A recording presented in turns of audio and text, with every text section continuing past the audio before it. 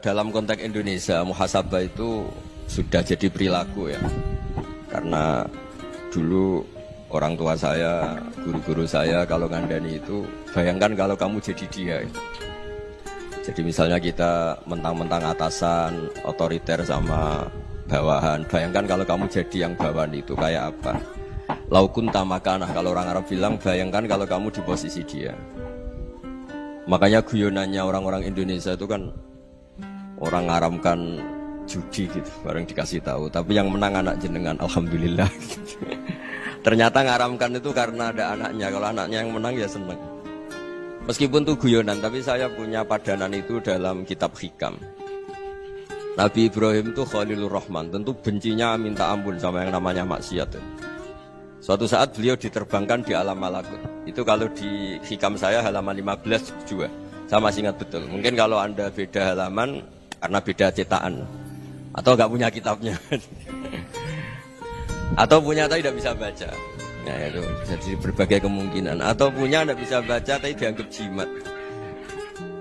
Atau digo pencitraan. Banyak itu kaji-kaji tidak bisa baca kitab tapi di ruang tamunya kitabnya besar-besar. Pencitraan itu, tapi ya bagus lah, nggak apa-apa untuk syiar. Setelah diterbangkan di alam malakut, diperlihatkan sama Allah, ada orang pezina, ada orang syaribul khomri, ada orang mabuk, ada orang macam-macam. Allah tanya sama Nabi Ibrahim, bagaimana pendapat kamu Ibrahim tentang mereka yang maksiat? Kata Nabi Ibrahim, ya Allah habisi saja mereka hidup di bumi engkau, makan rezeki engkau, kemudian mereka tidak taat sama engkau. Singkat cerita di fase itu, saya ulang lagi di fase itu, Allah nurutin sampai sekian peristiwa, mungkin 3 atau 4. Sudah, setelah sekian tahun Nabi Ibrahim lupa peristiwa itu, kemudian beliau diminta menyembelih anaknya. Ini versi kitab Hikam. Memang versinya banyak tentang kenapa Nabi Ibrahim disuruh menyembelih anaknya. Ketika mau menyembelih anaknya, Nabi Ibrahim ragu.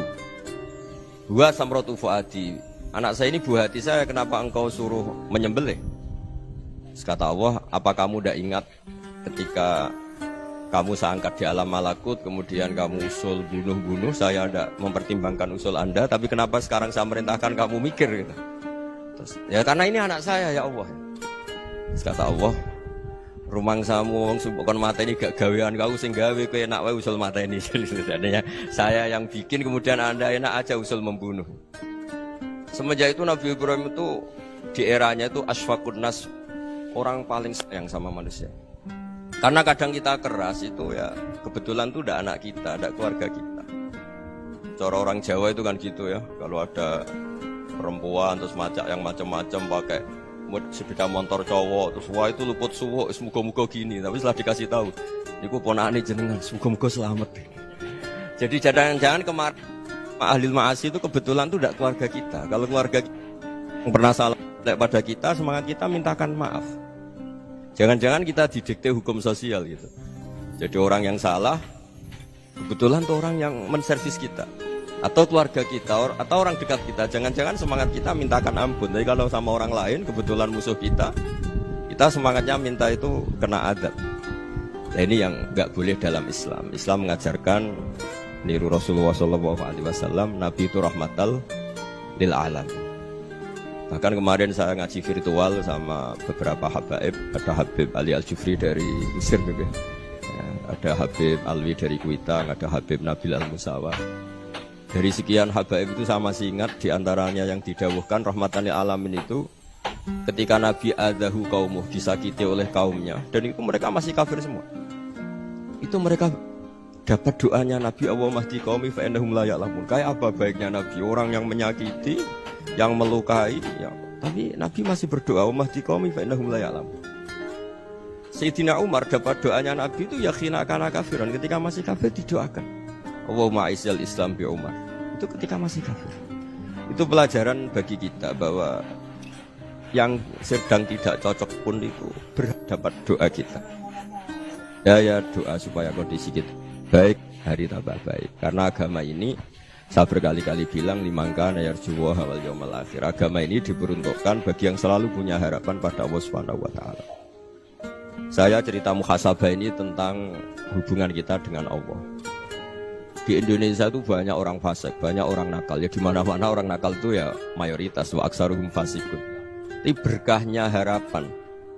Mungkin saya kira nakal sok benda, mungkin saya kira sholat sok ben sholat, mungkin sekarang belum sakhok, belum dermawan, suatu saat dermawan.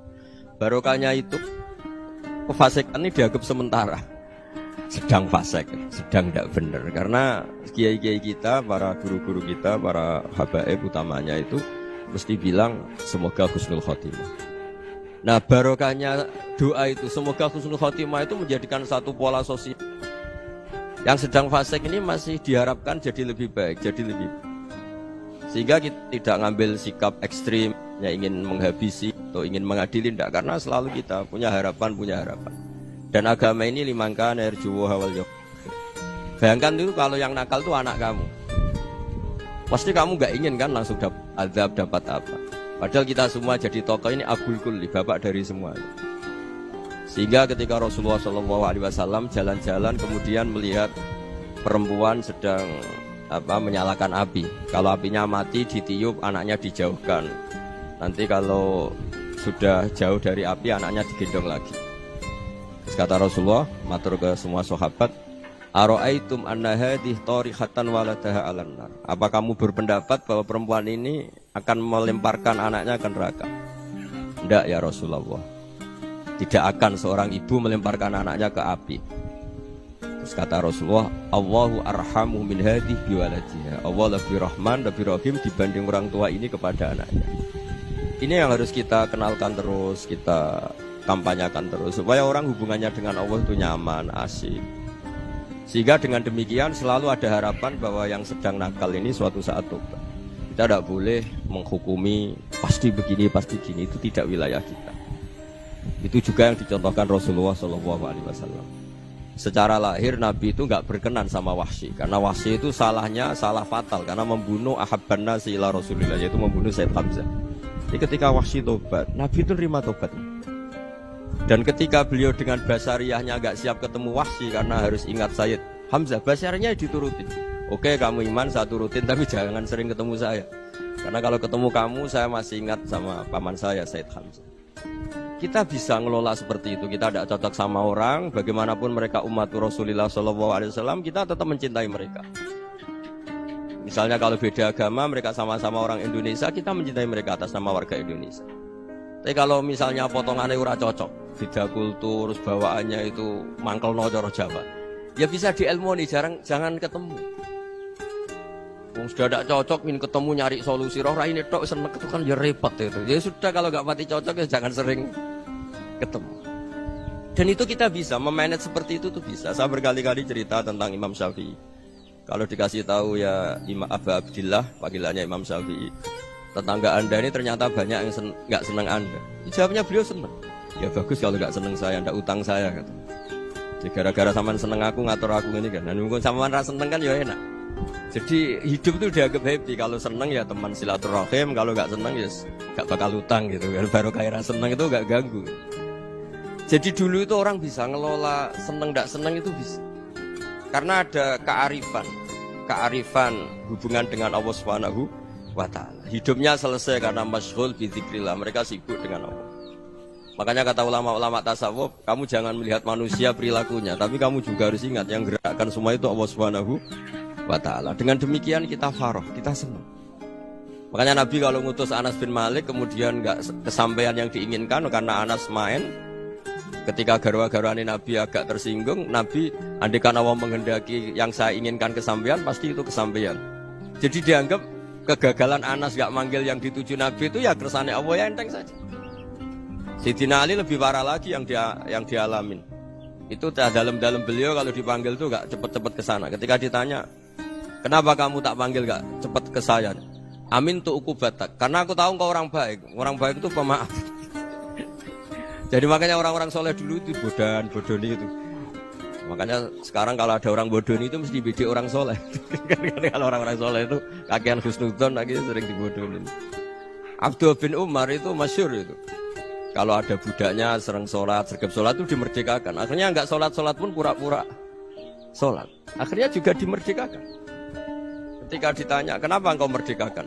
Padahal mereka sholatnya menipu engkau, kata pembisik-pembisik itu.